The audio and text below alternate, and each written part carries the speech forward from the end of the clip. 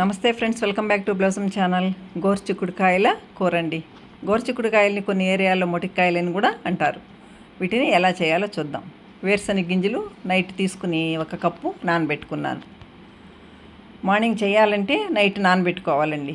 Evening చేయాలంటే morning నానబెట్టుకుంటే సరిపోతుంది. గోరుచిక్కుడుకాయలు బాగా ఫ్రెష్గా ఉన్నాయి. కొద్దిగా రాళ్ళు ఉప్పు వేసి ఇలా 1-2 సార్లు బాగా కడిగి పక్కన పెట్టుకోవాలి.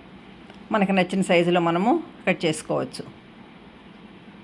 చూడండి, నైట్ నానబెట్టాం కదా, ఫ్రెష్గా ఎలా ఉన్నాయో చూడండి. పచ్చి గింజలు ఇప్పుడే మనం కాయల్లో నుంచి తీసి ఒలిసినట్టు అనిపిస్తుంది. ఇది మనకు నచ్చిన సైజులో మనం ఈ విధంగా గోరుచిక్కుడుకాయల్ని కట్ చేసి పెట్టుకోవాలి. పొడవుగానే చేసుకోవచ్చు, లేదా ఇలా చిన్నగా అయినా కూడా చేసుకోవచ్చు. ఈ పచ్చి వేరుశనగ గింజల్లో ఇలా మనం బెల్లం వేసుకొని కూడా తింటే చాలా మంచిదండి. టేస్ట్ బాగుంటుంది, హెల్త్కి కూడా చాలా మంచిది. ఎప్పుడైనా కూడా నేను ఈ విధంగా నానబెట్టి బెల్లం వేసుకుని తింటాను. వీటిని కుక్కర్లో వేసుకుని ఉడకబెట్టుకోవాలి. గోరుచిక్కుడుకాయలు మరీ లేతవైతే కుక్కర్లో ఉడకబెడితే చాలా మెత్తగా అయిపోతుందండి. సపరేట్గా ఉడకబెట్టుకోవాలి. కొద్దిగా మీడియంగా ఉంది కాబట్టి 2 వేస్తున్నాను. ఇలా 2 వేసిందని బాగా ఉడకబెట్టుకోవాలి. ఇద్దరు చూడండి, అప్పటికే బాగా ఉడికిపోయింది. ఈ గింజలు ఇంకా కూడా కొద్ది గట్టిగానే ఉన్నాయి. అంటే మనకు తినడానికి బాగుంటుందండి. వయసు అయిన వాళ్ళకన్నా ఇది గట్టిగా అనిపిస్తుంది, కానీ మనకి బాగుంటుంది. వాటిని పక్కన పెట్టుకుని ఆ వాటర్ అంతా వంపేయాలి. అదే కుక్కర్లోకి ఆయిల్ వేసుకోవాలి. ఆయిల్ వేసి పోపు పెట్టుకోవాలండి. ఆవాలు, జీలకర్ర, కట్ చేసి పెట్టుకున్న ఉల్లిపాయ ముక్కలు బాగా వేయించుకోవాలి.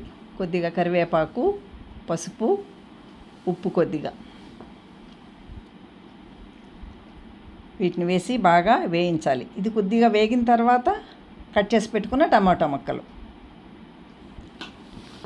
ముక్కలు కూడా బాగా వేయించుకోవాలి. బాగా మెత్తబడాలండి. మెత్తబడితేనే కూర టేస్ట్గా ఉంటుంది.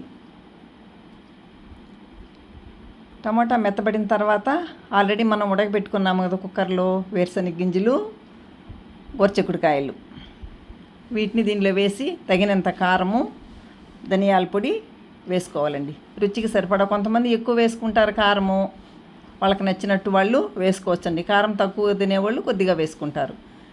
ఇలా వాటర్ వేసి కుక్కర్లో కాసేపు ఇలా ఉడకనివ్వాలండి. విజిల్ ఏం పెట్టాల్సిన అవసరం లేదు. లాస్ట్లో వేరుశనగ గింజల పౌడరు వేసుకోవాలి. చాలా బాగుంటుందండి. ఇది చపాతీకి కూడా తినచ్చు, రైస్కి తినచ్చు.